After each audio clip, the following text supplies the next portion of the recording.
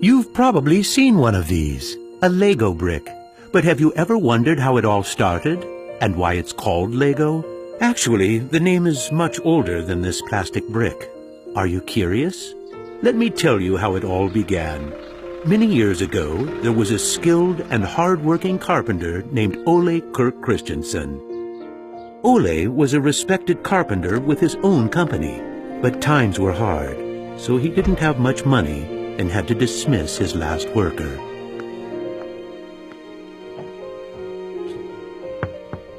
Come on in. I've closed down the workshop and packed my things. Thank you. I suppose I'd better write you a paycheck.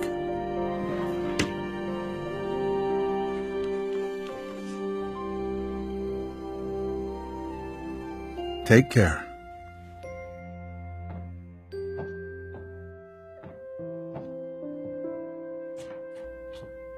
Well, that was the last one. I just didn't imagine that it would come to this. I know. It's hard to understand. But at least now it can't get much worse. But it did get worse. Shortly after, Ole lost his wife. But Ole was a special person. He wasn't the type that gave up. And with the responsibility of his 4 sons, he had to think of something. Ole had gotten an idea, and for him, it never took long to put an idea into action. Ole's little invention made his boys so happy that he thought maybe he should start making toys. Ole decided to give it a try. Luckily, he had saved up a lot of wood from the carpentry production. He could now use it to make toys. Time passed by, and even though Ole was a skilled carpenter and had a good eye for quality and detail, sales were very slow. Luckily, one of his sons, Gottfried, started helping out his dad after school. Together, they just barely managed to keep up the production. Eventually, word began to spread that wooden toys of the finest quality were being made in the little workshop in Billund. One day, a man drove into town, a man who would change Ole's future. He was a wholesaler from Fredericia. I've heard that you're making some very nice wooden toys. Well, one does his best. The wholesaler was very impressed with all the wooden toys and placed a big order before he left. Now there's finally someone who can see the opportunities in what we're doing. Look at this. The wholesaler wants to put a lot of our toys into his store for the holidays. It's going to be a good Christmas this year, but we'll be busy. Now there was a lot to do in the little workshop, and Ole could rehire his former workers. Ole only used the highest quality wood, which was hand-picked and very carefully prepared. They worked day and night to get the order finished, so the wholesaler could get the toys out in stores before Christmas. Is there something wrong, Dad? I'm afraid that we're in big trouble. In the middle of their work, Ole received a letter saying that the wholesaler had filed for bankruptcy and couldn't buy the toys that he had ordered. But what are you gonna do? What about Christmas? Now we can't even afford food? I'll do it. What are you gonna do, Dad? I'll do it myself. I'll drive around selling the toys. There was no time to lose. Ole packed the car with all the toys and drove off. Ole was a very good toy maker, but was not a very good salesman. He didn't like praising himself or talking about how carefully the toys had been made. But he had to keep trying if he was going to sell anything. This is going to be a blast. Is there anything you are interested in? It looks exciting, but I don't have a lot of money right now. Maybe we could trade and call it even. Well, I would prefer money, but... In the end, he succeeded in selling all the toys. He didn't receive as much money as he had hoped, but the family managed, and they had plenty of food for Christmas. Time passed by, but the toys didn't sell as quickly as they had expected. Ole thought perhaps the company needed a good name. What should it be? It has to be a short word. I want it to convey playing well. In Danish, playing well is called lege godt. What should it be? What should it be? Yeah, if only I could get some sort of a sign. Lego. As you can see, Ole himself ended up finding a very suitable name. But what he didn't know was that in Latin, the word Lego means I put together. The name Lego was well received, and the company slowly started to move forward. We have made 3,000 crowns this year, and we have more orders than usual. Did you say 3,000 crowns? Then you need to see what I've been looking at. Even though Gottfried wasn't comfortable spending money on a milling machine, he could see that it was useful and that the quality of the toys improved. Could you finish the last batch and get it ready for shipping? I will. Dad, I've saved a lot of money for the company today. Really? How? I figured we could save money in the lacquer, so I only coated the ducks twice instead of 3 times.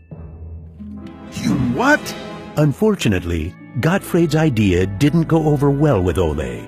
Ole made Gottfried unpack all the ducks himself, give them the last layer of lacquer, and bring them back to the train station.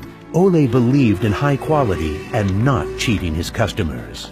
When Gottfried returned, Ole explained that that wasn't the way to create a good brand. This little lesson opened Gottfried's eyes to the fact that every detail matters, and only the best is good enough. In the late 1930s, Lego was making a profit. Even when the Second World War broke out, they tried to make the best out of a difficult time.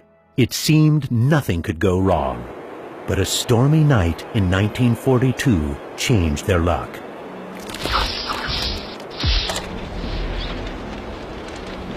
There's a fire! The workshop is on fire! But when the firemen arrived, they were unable to save the workshop. It burned to the ground, and all the drawings and models were destroyed. Ole was beginning to lose hope. All that he had worked for was gone, and he almost lost his company. But being responsible for his children and workers inspired him to rebuild Lego. A new factory was constructed. Soon the production of wooden toys started again. The little company fought its way back into the market. Gradually, the Lego factory began to run smoothly, and Ole started looking for new challenges. One day, he went to Copenhagen to look at a new machine that had just arrived in Denmark. It was a plastic molding machine, and Ole was very excited about it. Should we buy it? It sure is a good bargain, and it will give us a lot of opportunities. Well, it does sound interesting, but it is a lot of money. I'll take that as a yes. When the plastic molding machine finally arrived, Ole started making little plastic teddy bears and rattles. But he still had the plastic bricks that he had received at the fair. There was something about them that he couldn't stop thinking about. And even though no one else could see the potential in them, Ole decided to redesign and put them into production. But it was when Lego first launched the Gray Ferguson tractor that the plastic toys became a success. Unfortunately, the sales were dropping during the summer, and the company had too many toys in stock. This can't be right! Of course our products can be sold the whole year, not only for Christmas.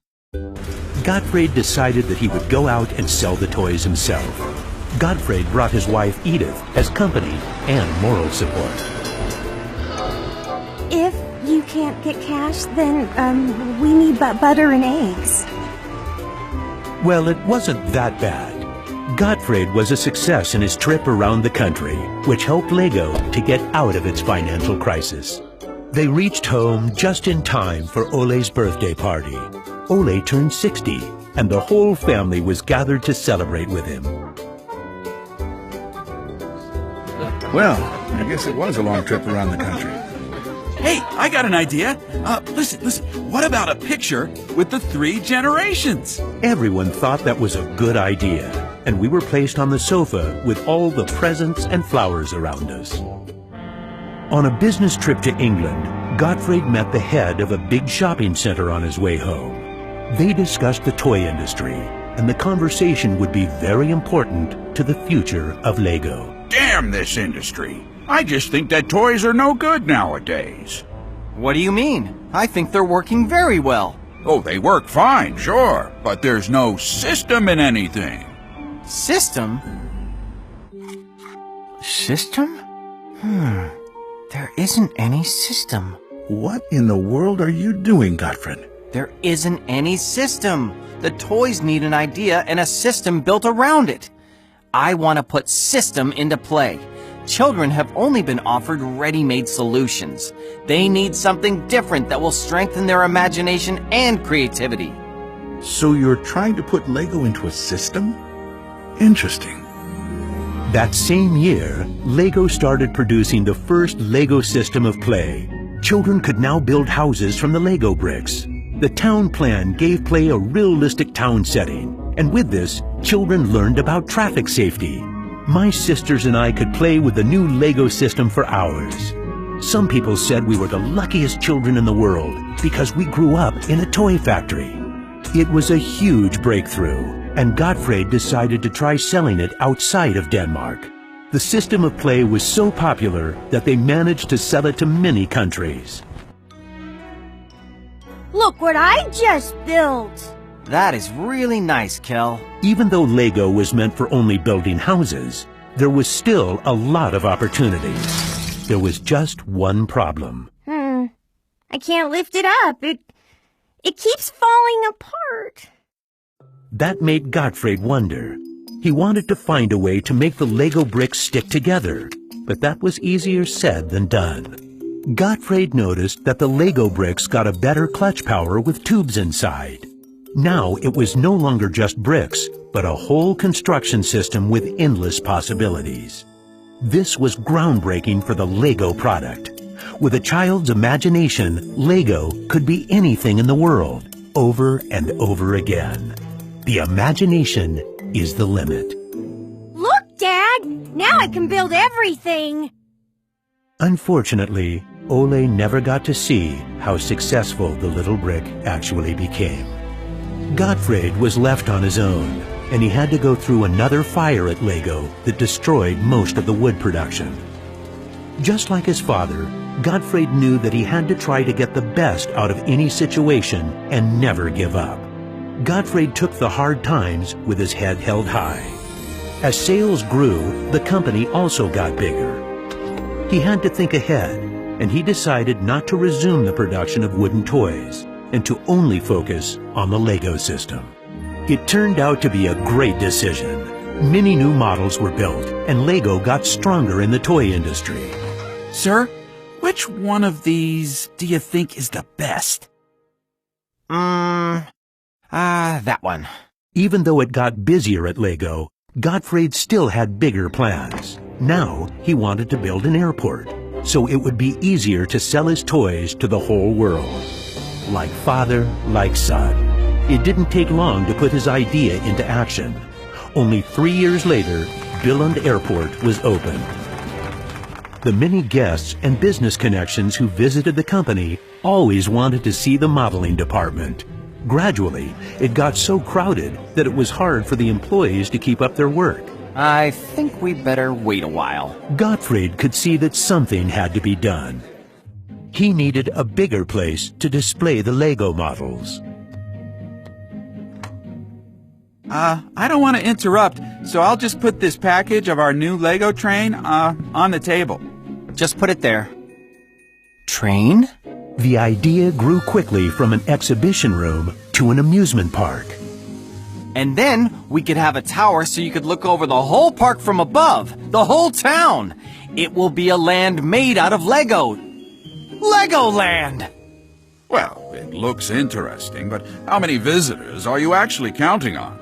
Well, I guess, 200, 300,000? 300,000!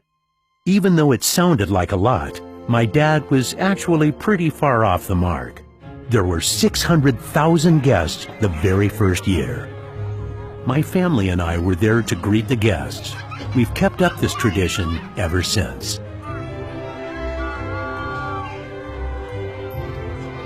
Now you know how it all began. Lego wouldn't be what it is today if it hadn't been for my grandfather's sense of quality and search for perfection. My father firmly believed in the endless possibilities of the Lego system. I seek to take the Lego idea even further, encouraging children to explore, experience, and express their own world, a world without limits. And we are still convinced that only the best is good enough, because children deserve the best.